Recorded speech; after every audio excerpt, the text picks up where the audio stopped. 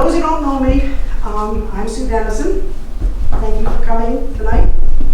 And it is going to be my pleasure and hopefully your entertainment to learn about some of the social clubs that are long forgotten in Norway's history.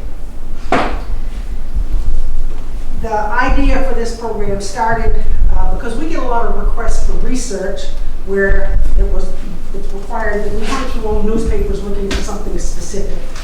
And in doing that, I frequently see mentions of what to me are oddly named clubs. And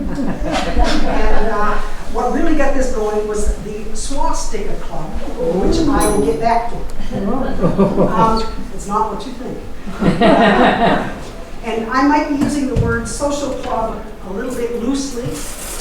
A few clubs seem to have been strictly social, but most were a little more than that. Some did specific charitable work. Are we the right way? Yes, you are.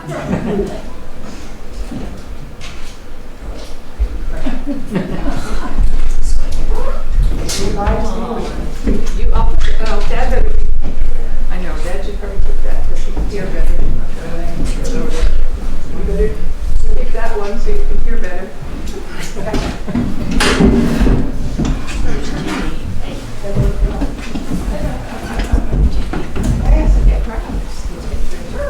I will. I'm Sue. Hi. Some of these clubs did specific charitable work. Some focused on a hobby, and some were for education or self-improvement. But I'm sure social interaction was a big part of their appeal. What I'm not going to talk about, I'm not going to talk about school clubs. I'm not going to talk about veterans organizations or fraternal or sorority clubs. I'm not going to talk about the Farm Bureau, the Grange, the Milk Producers Group, the Poultry Improvement Association. We'll do that another program. And not going to talk about church groups. I'm not going to talk about service clubs like the Lions, the Kiwanis, and the Rotary. I'm leaving out baseball clubs because there have been just too many. But I will tell you that in 1868, the Lone Stars, not of Texas, but of Norway Lake Village, challenged the Norway Village team, who were called the Alerts, to a game. And so the Lone Stars played the Alerts. I'm sorry, I don't know who won, but you will love the names. Not surprisingly, there have been stamp collector clubs, a camera club, a teachers club, hunting clubs, music clubs, including the Norway Mandolin Club, drama and theater clubs, and the list goes on and on. And there's plenty there for someone else to do a program. I also need to tell you that for these forgotten clubs that I'm going to speak on, I don't know what happened to them. They seem to have just faded away since the local newspapers stopped reporting their activities.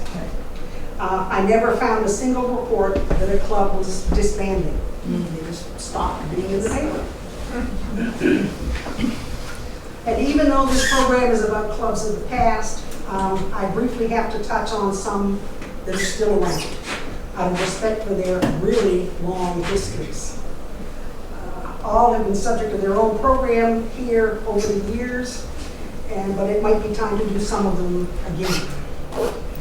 I think our little town of Norway should be proud that these diverse clubs are still here.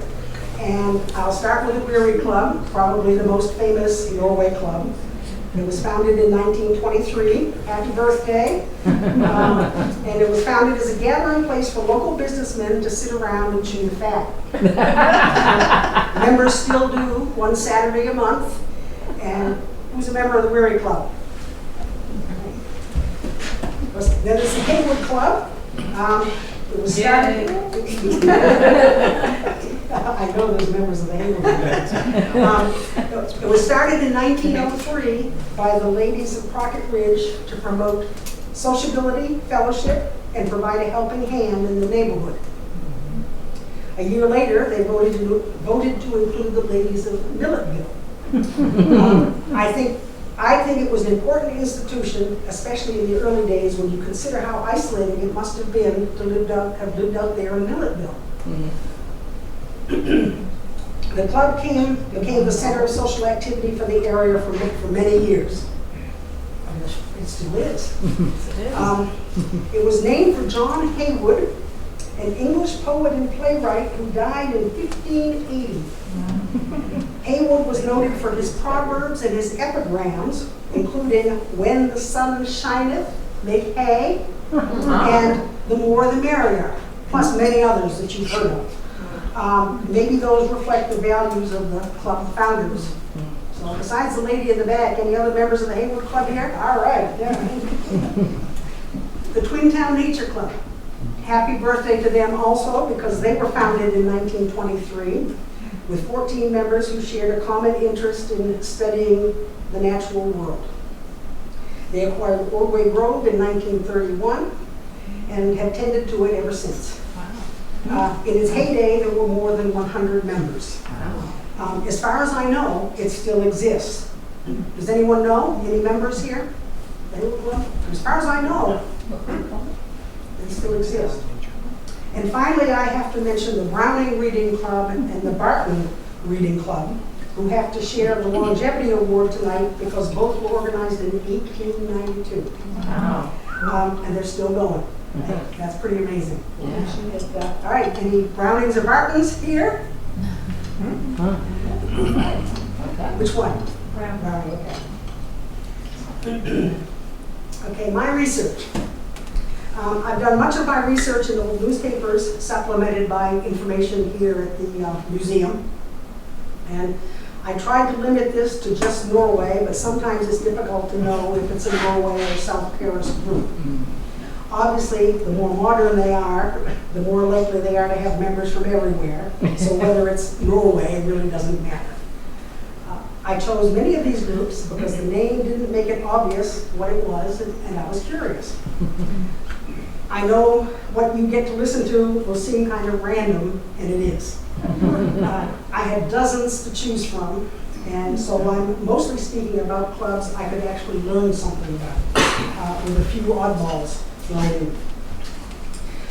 The oddballs include many where all I know is a single sentence or two from the newspaper that said something like, "The Mosquito Club met Tuesday at the home of Mary Smith, and everyone had a pleasant time." And I'll mention a few of those, just like that, but not the Mosquito Club because I made that up. The earliest that I have found were farmers' clubs, which are mentioned in our oldest newspapers from the 1860s. Most towns seem to have one, which makes sense. In 1870, the Norway Club was called the Farmers and Mechanics Club.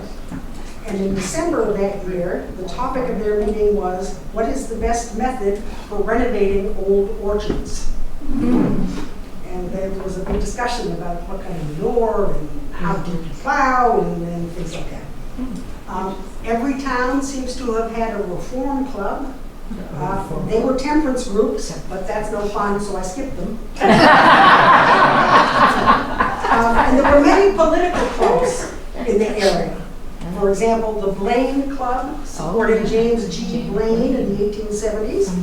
The Garfield Club for James Garfield in the late 1870s. Groups of people who supported a particular candidate were called clubs back then. In 1916, there was the Hughes and Fairbanks Club. They were the Republican candidates for president and vice president who lost to Woodrow Wilson. And nowadays, of course, they'd be called the Committee to Elect So-and-so instead of a club. So, here we go. So, question, Weary Club originally, wasn't it just men? They deny that, but yes.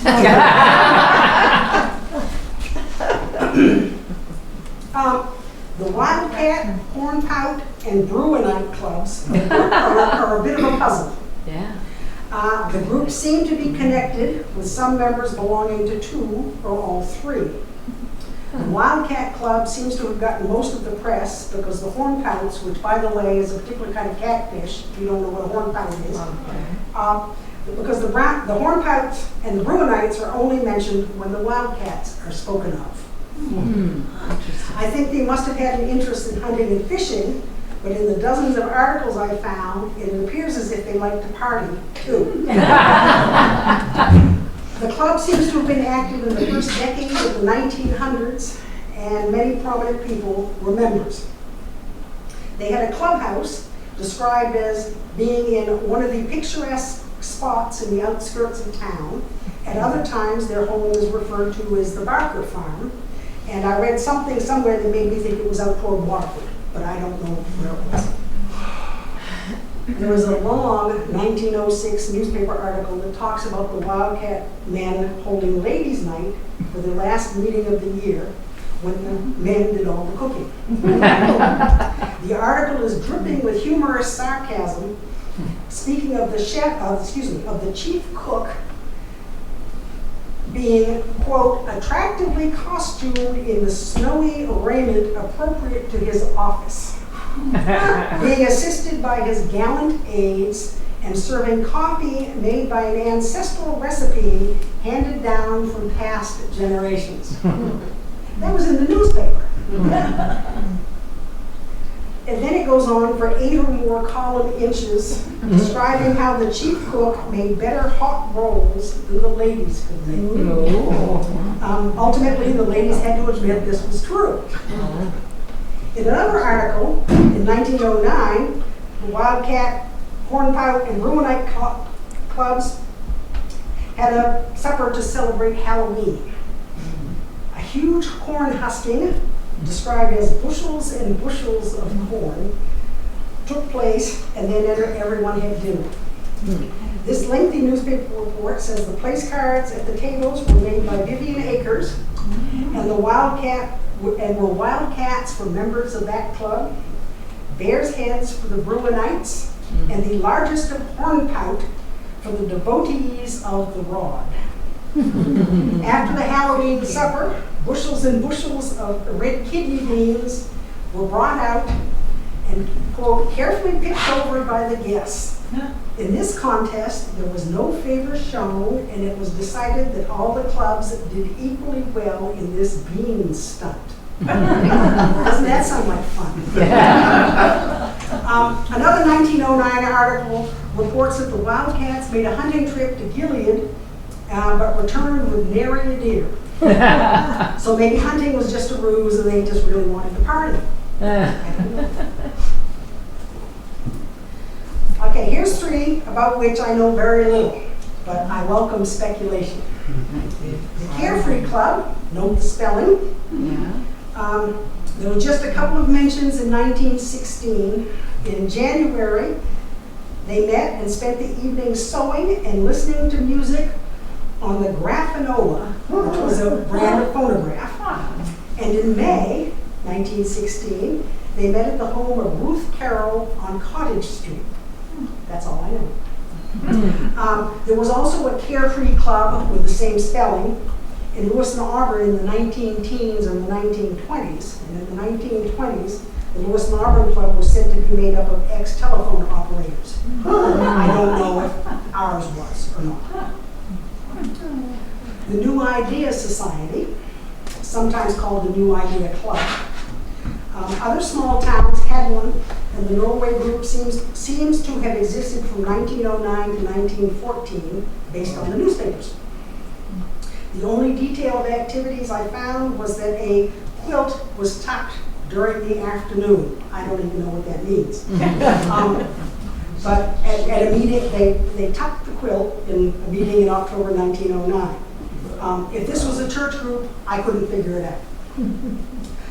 In a 1984 article about Bessie Packard, who at age 96 was the recipient of the Boston Post cane, the article noted that she was an original member of the New Idea Society. I never found out what the new ideas were. And then there's the Argue-Not Club. I was surprised to see that there were lots of clubs with this name all around the country from at least the 1920s to the 1940s. But all I found for Norway was in 1927. They seem to have been devoted to playing cards, specifically bridge, and another game called auction, which apparently is similar to bridge. I don't play bridge, so is there a potential for arguing? That's the name. When you play bridge, do you argue? Yeah. All right. So I guess they were trying to promote peace and enjoyable card playing. But if the Argue Not Club was around for just a year, maybe they started arguing.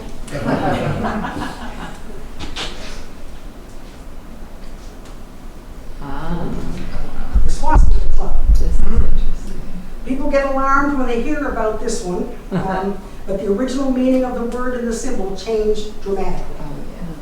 Long before Hitler adopted the swastika, tilted it, and made it the symbol for the Nazi Party, it was a symbol of spirituality in Eastern cultures and a symbol of good fortune in the West. It was a pretty common symbol and a positive thing, so it makes sense that a club would adopt it for their name. The Norway Swastika Club met weekly in the 19-teens and 1920s. The earliest mention is 1912, and their meetings frequently included doing needlework. Yeah. It must have been a women's group, but apparently men could attend as guests. I found a 1915 article that said the women spent the evening sewing, and some of the men who were present as guests played cards. The article also reported that the refreshments were marshmallow fudge, home-prepared salted peanuts, peanut butter sandwiches, Welsh rarebit, and coffee. When was the last time you thought about Welsh rarebit?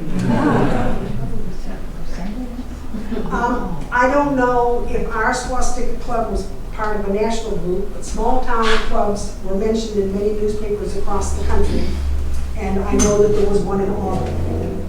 It was still a social club until at least the late 1920s, when the word and symbol were appropriated by the Nazis. And there was even a 4-H club of the same name in Wilton into the early 1930s. I don't know what happened to the club or the name here in Norway, or whether they disbanded or changed their name to something else. I wish I knew, but I don't. Take your picture quick, Peter. Yep. I'm getting ready to hit the button. I got it. The Toboggan Club. Yeah. Their history goes fast. No pun intended. The first mention I found was in December 1886, noting that there was a membership of more than 60. They intended to construct a slide and purchase toboggans as soon as possible. Membership included many of the most prominent merchants and citizens. In January 1887, General George L. Beale was elected president, and you can't get more prominent than that. By the middle of February, General Beale resigned the position and was replaced by Freeland Howe, who was almost as prominent. Wow. The article that reported this change in leadership commented that interest in tobogganing was on the increase. By the middle of March, the club voted to close for the season and sell their slide, their toboggans, and their property at a public auction, which they did by the end of March. Wow. This article noted that the slide contained about 6,000 feet of lumber, which had been purchased by Freeland Howe. That's the last mention of the club. So it seems to have lasted for just one winter. I wish I knew where their slide had been constructed. That was probably pretty impressive. So where was their piece of land? Or? I don't know. Oh, you don't know? I don't know. You know what? But I know somebody who go to the Registry of Deeds and would find it for me. Yeah. Yeah. Oh, yeah. Excuse me.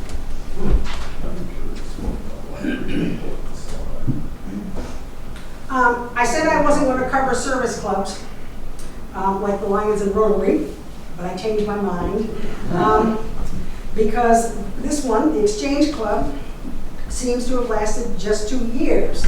Besides,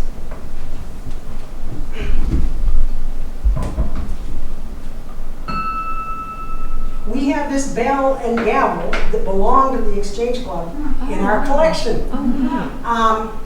This was a gift of Josephine Stone in 1991 because apparently the Exchange Club held their meetings at the Hotel Stone. And so because of this, I wanted to know more, so I'm going to do the Exchange Club.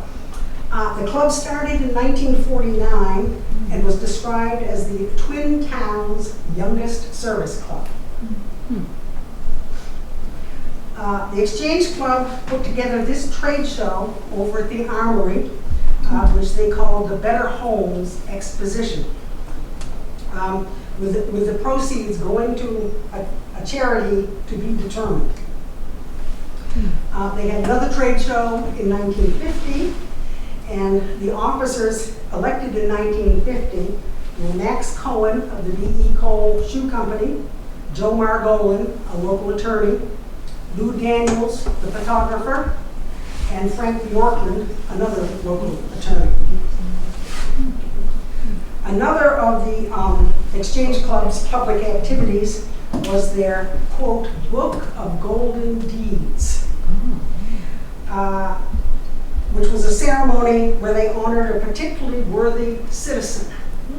As far as I know, there was an Exchange Club in Lewiston that apparently lasted a little bit longer, and they had a couple of these Book of Golden Deeds ceremonies. Norway, it appears to have just had one honoring Tessa Thibodeau in March of 1950. Miss Thibodeau was a much-loved third-grade teacher for 45 years or so. So, like I said, there was a larger Exchange Club over in Lewiston at the time, so ours might be an offshoot of the Lewiston Club. The newspapers don't say anything about the local club after 1950, so I'm guessing that they never really got established.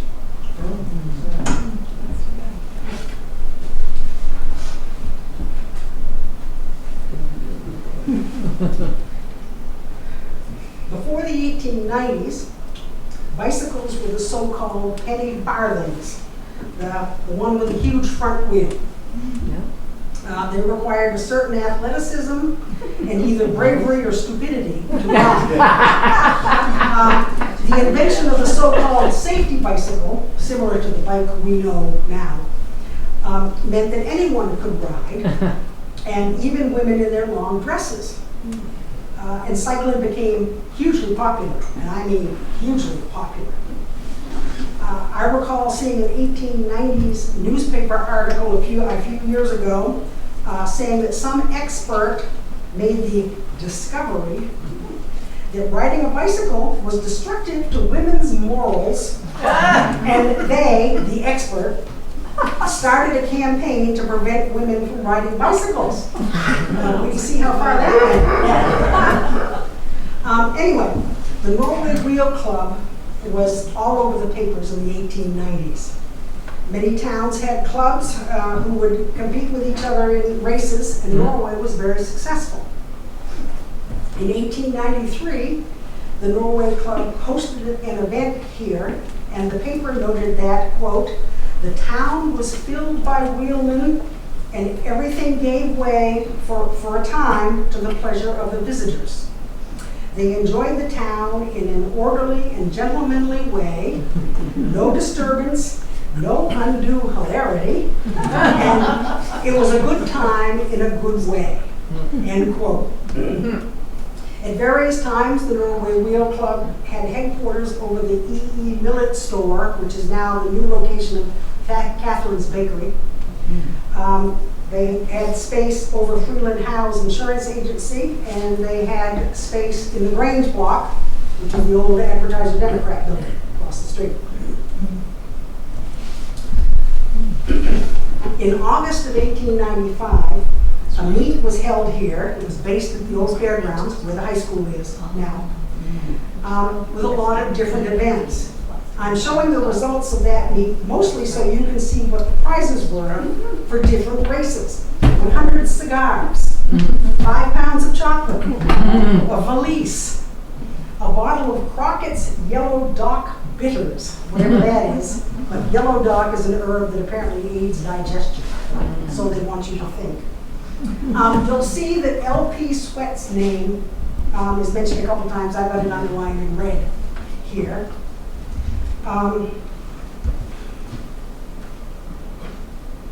And this is L.P. Sweat's trophy that he won in 1893, which was the day of the undue hilarity. And that 1893 event was a state meet, and Mr. Sweat rode the fastest quarter mile and won this trophy. This was given to the Historical Society by Ed Staples, not the Ed Staples who's in this room this evening, another one, in 1989. And if you think that doesn't look very good, I polished it last week. You should have seen it before.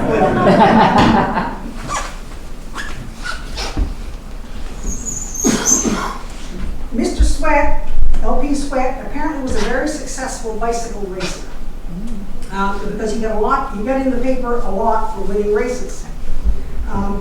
His first name was Louvie, L-O-U-V-I-E. And he owned a bicycle and sporting equipment shop on Main Street in the 1890s. He left Norway in about 1900 and moved to Bangor. You'll notice that he says that lady customers are taught to ride free. I don't need those stinking lessons.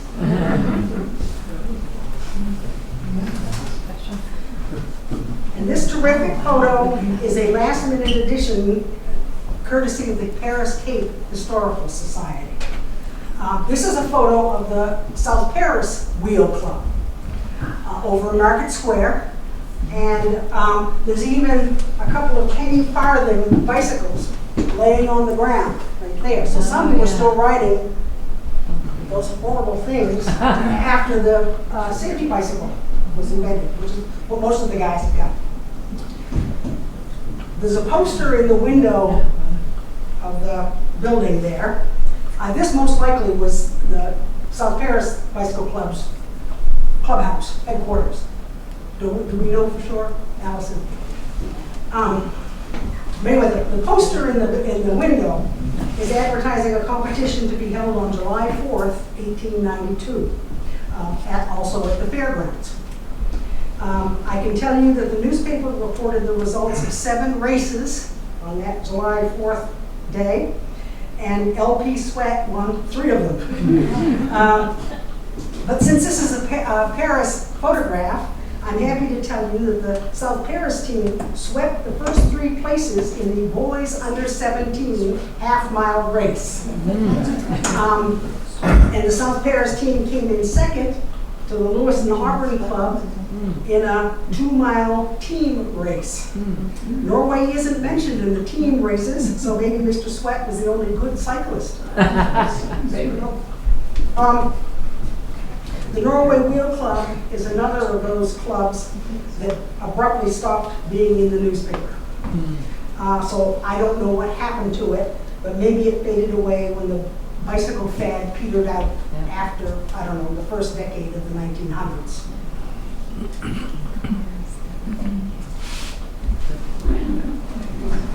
The Veranda Club started in 1895 on a summer day when, quote, a party of ladies assembled in a home on Lower Main Street with their work to enjoy each other's company. Apparently, at the end of their afternoon together, they had such a pleasant time, they decided to form a club and meet every Saturday afternoon.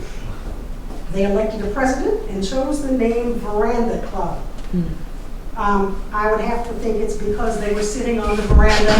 Is that where the name has to be? After a year or two, it appeared to have evolved from strictly social to having more purpose. Their stated aim was to sew for or otherwise help those less fortunate. Dues were started, a penny per member per meeting. They made a quilt and auctioned it off to raise money. I don't know who any of your early members are, but I can offer a quote from an unidentified member in the 1910 newspaper who said, "It was not all work. I wish I could tell you all the good times our club enjoyed together, including the rides out of town where we forgot we were grown-ups." That's a quote. By 1920, the club must have been quite large, because here's a newspaper article telling who was on what committees. Oh, wow. In 1910, I mean the sick committee, the quilt committee, the apron committee, the music committee, the auditing committee, which sounds kind of ominous. Yeah, but you know, apparently it turned out to be a pretty big group. Yeah. My grandmother's name is on Helen Canwell. Oh, My great grandmother. cool. Oh, that's cool. The auditing committee. Yeah.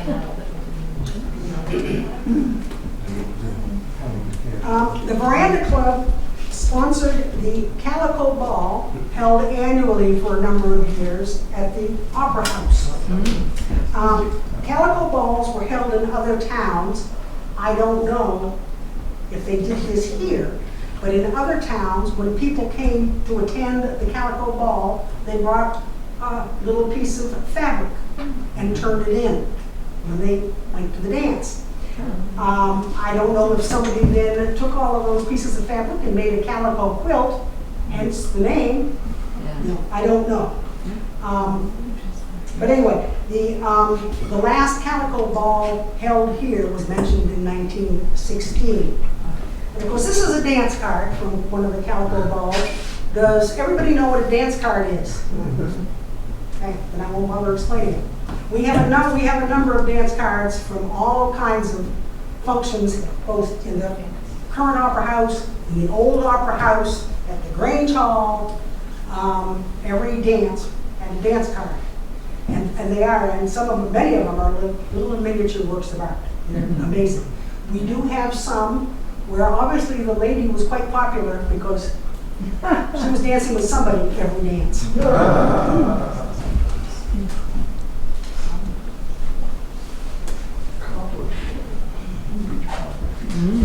The Cobblers Club was founded in December 1864 in the attic of a building that stood at the corner of Main and Danforth Streets, which burned in the Great Fire of 1894.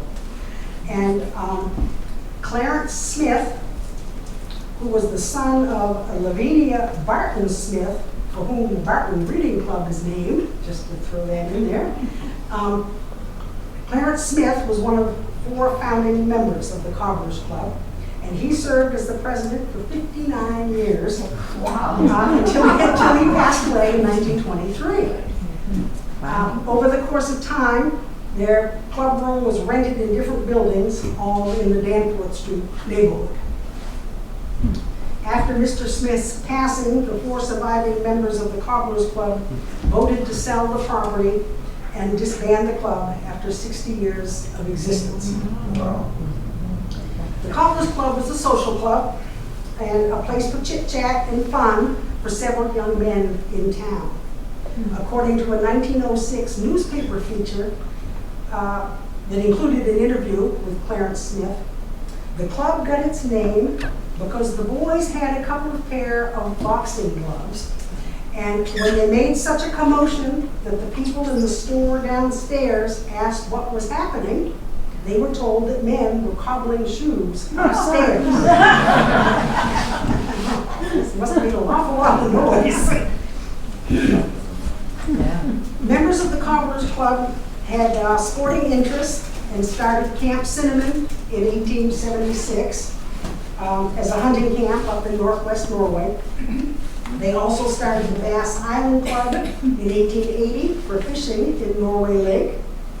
And the story is the guys had permission to fish out on Bass Island, and they had such a good time that when they found out that the island was for sale, they bought it and built a camp.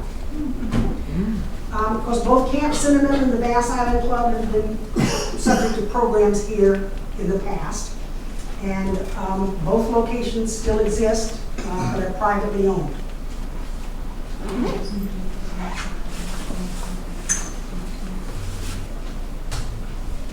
Okay, here's a test. What do you think the Walnut Club was? I know it existed at least in 1934, and it was kind of exclusive. Anybody know what the Walnut Club was? It was composed of Norway residents who used to live in North Waterford. I'm not making that up. It's a pretty exclusive club. All right, take a stab at the Boscobel Club. In 1887, the Boscobel Club changed their name to the Norway Club. And it was the Republicans group. I don't understand the name because Boscobel is a resort town in Jamaica and it is also a variety of rose shrub. The word comes from Italian meaning the beautiful wood. I'm not sure how the word relates to 19th century Republicans. Then there was the Octagon Club in the 1930s and the 1940s. I know they were a bridge club, but I don't understand the name. Were there always two tables? Maybe, and if that's yeah. 4 each, that's 8 people, hence the name. And it's a little bit off the subject, but there was also an Octagon Club in Lisbon Falls in the 1920s, but that seemed to be more a monthly ladies' social club. And they had supper and amusing games and stunts at the Octagon Club in Lisbon Falls. The last one, I'm hoping someone can help with because I don't know. The CBC Club it was mentioned a number of times in the 1940s, but there was never any real information. Was it for C.B. Cummings employees? I really wish I could have figured it out. Has anybody ever even heard of the CBC Club? I don't know.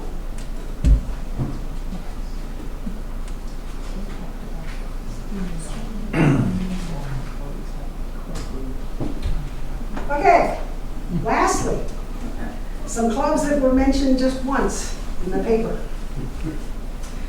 There was a Mary 8 Club, the number 8, Mary 8 Club in 1906, a Jolly 12 Club in 1916, and the article listed who attended that meeting, and it was more than 12. 63 Club in 1926.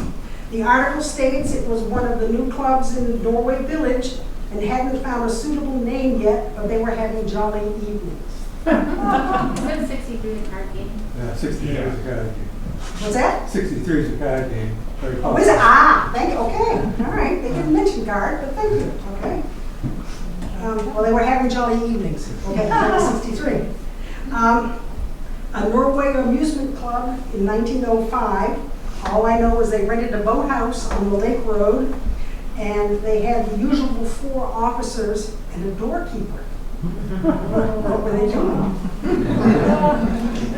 There was a Thimble Club in 1910.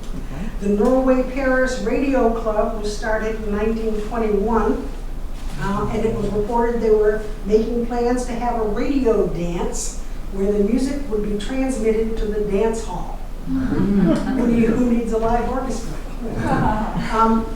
In 1888, there was the Popcorn Club. All I know is that they met at Horace Cole's, who lived up here at the head of Main Street in the house that became Tom Ryan's store. that was torn down a few years ago. The Popcorn Club met there in 1888. And that's all I know. Other towns had popcorn clubs in the late 1800s, but I don't know what they did either. I've omitted many clubs that are worthy of research. Hint, hint. The Mothers Club at Norway Lake, the Ladies Improvement Club in North Norway. I expect there was some sort of women's club in Norway Center also. To give you an illustration of the number of clubs at one time, we, the Historical Society, have a project going right now. We have probably 125 or 130 scrapbooks in our collection that people have given us, but we don't know what the contents of those scrapbooks are. And so we have a project where we're going through them, writing down the topic of each article in each scrapbook, so we'll have a searchable index when we're done. And so in scrapbook, and so we had a couple of scrapbooks from different years in the 1940s, and so we counted everything that was mentioned. School groups, church groups, fraternal organizations, we counted everything. And there was something like 75 to 100 different groups in Norway, South Paris, just in like 1945 and 1946. In a way, it might be sad that so many social clubs seem to have gone the way of the dodo. There seemed to be an endless variety before when? World War II, 1950s, Before 1960s. television. There was a book published maybe 20 years ago called Bowling Alone by Robert Putnam that examined the growing tendency of people to be less inclined to participate in group activities, but they experienced a lack of community and connection. Part of the blame fell on television because people could be entertained without leaving home, but the price they paid was loneliness. I might counter that hypothesis a little bit in current times with a somewhat half-baked idea. Sure, the world has changed, and we can blame social media for a lot of our distance and loneliness, besides having to live through the pandemic. But I know there are still small clubs. Every church has at least one. We got a whole row of people here tonight. The library programs always draw a crowd. So it might be we just have the perception of no more clubs because newspapers have changed and we no longer get any news about who is doing what. So maybe it's not as bad as my talk that I might lead you to believe. I don't know. But you didn't come here to listen to me preach, so I'll be quiet and thank you all for coming. Thank you.